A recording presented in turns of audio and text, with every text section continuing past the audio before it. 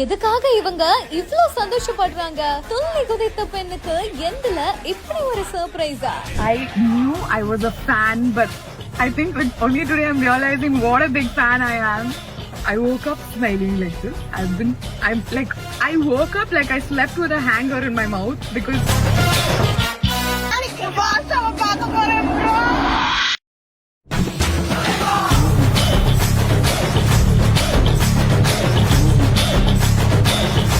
இதுதாங்க ரியல் தலைவர் தரிசனம்னு சொல்றது. I'm sorry I can't talk. Literal aura was like that.